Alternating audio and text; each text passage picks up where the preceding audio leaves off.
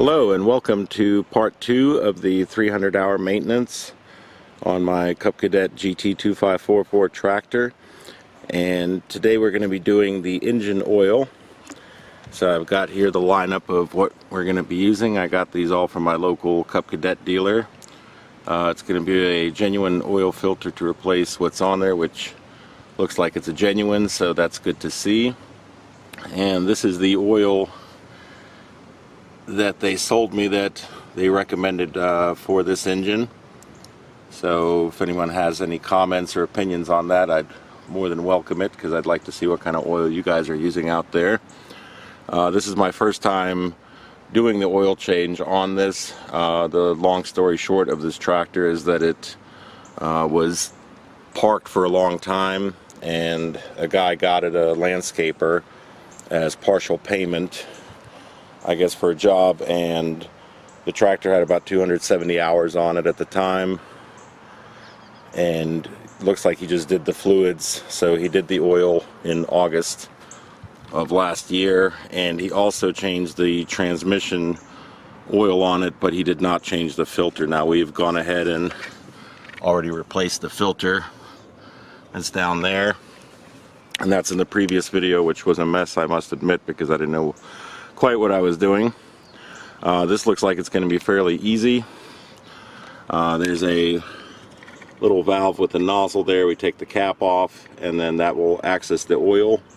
I needed a little piece of tubing. I couldn't get the kind of tubing that would fit in there. I only have the kind that goes in there, so we can actually remove that cap right now.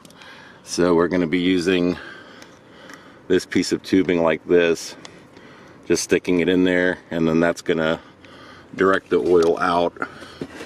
And then something like that, I was hoping it would bend down a little bit more, but whatever, we'll make it work. It does make me wonder why they didn't go through the extra effort of like just having a little piece of plumbing with like a downward spigot facing. So maybe I'll get a little piece of plastic pipe. But anyway, when you open it up, you can pretty much just turn the valve. Actually, we could just kind of do this right now just to see how easy this is. There we go. We give it a little rotation, and now we have the oil draining. So might as well just get that done. So let's go top side, where we've already taken the dipstick out, and fortunately it's actually spilled back a little bit, but this was right on the perfect full line before. It just kind of spilled back. So what we're going to do is basically what we take out of there, we're going to measure and put into this container, and that's the amount that we're putting back in. So going to let this drain out, and then we'll check it when we're done here in a minute. Alright, so it took about 25 minutes, but it managed to drain out. I did kind of make a little bit of a mess here and there because it leaked around the tubing, so in the future we're going to be using the correct tubing on here. So right now we used what we had. So I'm going to wipe all this up, and we're going to take this container down here. Unfortunately I'm in the shadow. We're going to take that container and we're going to transfer it into there, and we're going to see how much liquid we pulled out of there, how much oil. Alright, so I've gone ahead and clicked the valve on here back so it's in the closed position, put the cap back on, and wiped it off. And also I needed a little bit of a wrench to assist me, so I just use this rubber grip wrench, but there's lots of oil filter wrenches. So we're going to get the oil filter off now by hand, and of course it's going to spill oil as well, so I kind of forgot about that before I wiped it. But we're going to try to get it off as fast as we can. And then we're going to transfer what remains into this container. Get it all in there. And I'll get out of the shadow, but basically we're at just a hair under 2 quarts with everything that we pulled out of the oil filter. And we also still have some oil dripping here, so I'm thinking we're going to be putting in exactly 2 quarts back in. Alright, we've got the area wiped down, and here's the new oil filter.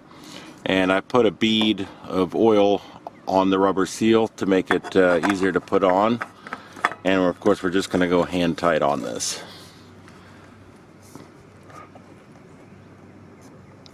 I'll give it another turn after I put the camera down. And after that we're going to fill the oil. Alright, we are ready to rock. I've got 2 quarts of the 1040 measured out into the container, and that's hooked up to the oil transfer pump that's going to pump it right into the top, and that's our 12-volt power source. So we're just going to get this thing activated and take a few minutes to pump it in, and then we don't have to mess with funnels. And I've got it at kind of an angle, as you can see, that way it picks it up all the way. I might have to finagle it, but it should get almost every drop out of there. And then we should be all set. So I'll get the camera mounted on the tripod and we'll get this thing going.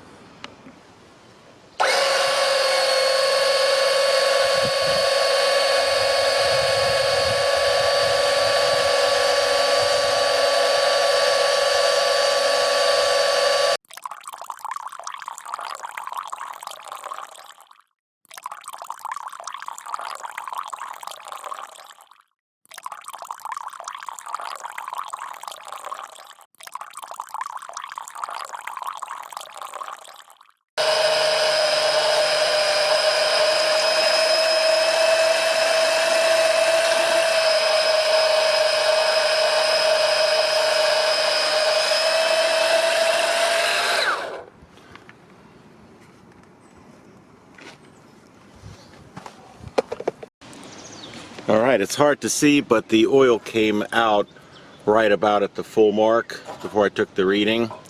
So no problems there.